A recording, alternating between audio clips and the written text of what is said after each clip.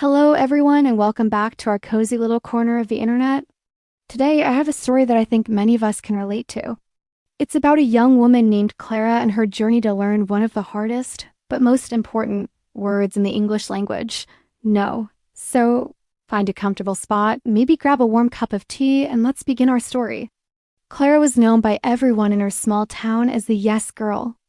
If a friend needed help moving, even on her only day off, Clara would say yes. If a colleague at the office asked her to finish their report, even when she had her own deadlines, Clara would say yes. She helped organize the town festival. She baked cakes for every school event, and she always picked up the phone, no matter the time.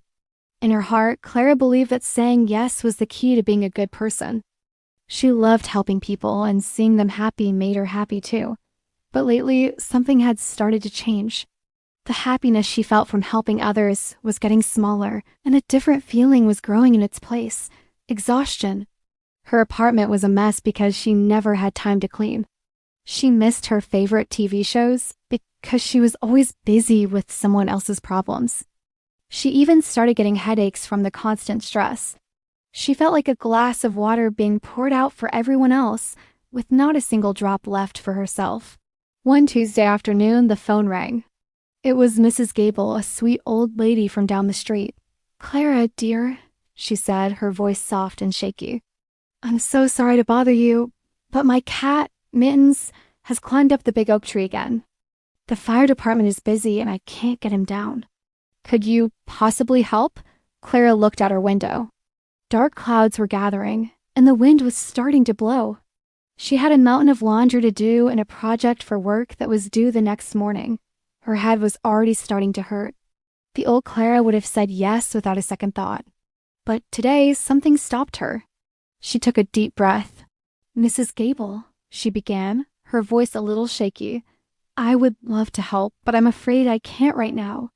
I have a very important deadline for work, and the weather looks like it's about to get bad." There was a moment of silence on the phone. Clara's heart pounded in her chest. She felt a wave of guilt wash over her. Was Mrs. Gable angry? Did she think Clara was selfish? Then Mrs. Gable's voice came back, surprisingly cheerful.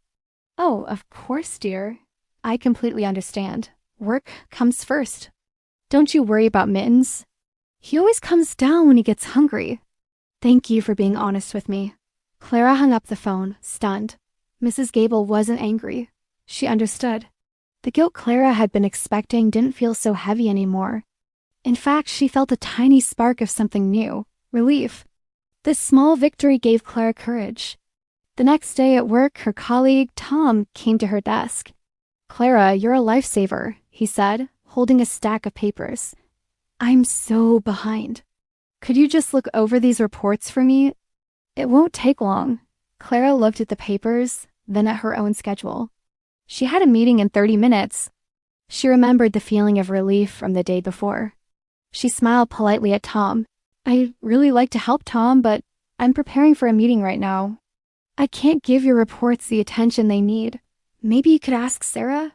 She's really good with these." Tom blinked, surprised. He was used to Clara saying yes. "Oh, okay. Yeah, I'll ask Sarah. Thanks anyway." He walked away and the world didn't end. Her colleagues didn't start whispering about her. The office continued to run just as it had before. That evening, her best friend, Maya, called.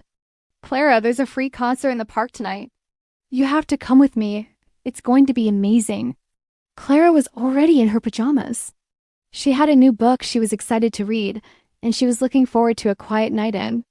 The old Clara would have gotten dressed and gone, even though she was tired. The new Clara took a moment. "Maya, that sounds so fun," she said warmly. "But I'm honestly just exhausted tonight. I'm planning to stay home and relax. I hope you have an amazing time, though. Tell me all about it tomorrow." "Oh, okay," Maya said. There was a hint of disappointment in her voice, and Clara's guilt started to bubble up again. But then Maya added, "No problem. You take care of yourself. We'll catch up tomorrow. Get some rest." And just like that, the guilt disappeared, replaced by a warm, peaceful feeling. She had taken care of herself. Over the next few weeks, Clara practiced saying no. It wasn't always easy. Sometimes she felt guilty. Sometimes people were a little disappointed. But she learned that the people who truly cared about her understood. They wanted her to be happy and healthy and not just helpful. She discovered a few simple phrases that worked well. "Thank you for thinking of me, but I can't commit to that right now. My schedule is full at the moment." "That sounds lovely, but I need to prioritize something else." These phrases were polite, firm, and honest. As she made more space in her life, amazing things started to happen. She had time to clean her apartment, and she found that she loved having a tidy space. She started painting again, a hobby she had abandoned years ago. She had long, relaxing evenings where she could read her books or just watch the stars from our window. She was still the same kind and caring Clara. She still helped her friends and neighbors, but now she did it because she wanted to, not because she felt she had to. When she said yes, it was a genuine, wholehearted yes. It came from a place of fullness, not emptiness. One Saturday morning, Clara was in her kitchen, painting a picture of a sunrise, when the phone rang. It was Mrs. Gable. "Clara, dear," she said, "I'm not calling to ask for a favor. I just baked a batch of my famous lemon cookies, and I was wondering if you'd like to come over for a cup of tea and a chat. Only if you have time, of course." Clara smiled. Her schedule was completely free. The sun was shining, and the idea of tea and cookies with a friend sounded wonderful. "Mrs. Gable," she said, her voice full of warmth, "I would absolutely love that." "That's a wonderful idea. I'll be over in 10 minutes. As she walked down the street, a cookie in hand, and a real smile on her face, Clara realized that learning to say no hadn't made her a bad person. It had made her a happier one. And by taking care of herself, she had more genuine joy and energy to share with the world. She wasn't just the yes girl anymore. She was just Clara, and that was more than enough. And that's the end of our story for today. I hope Clara's journey gave you something to think about. It's so important to remember that your time and energy are valuable. Setting boundaries isn't selfish. It's necessary for your own well-being. Thank you so much for listening. If you enjoyed this story, please consider liking this video and subscribing for more cozy tales. Take care of yourselves, and I'll see you in the next one.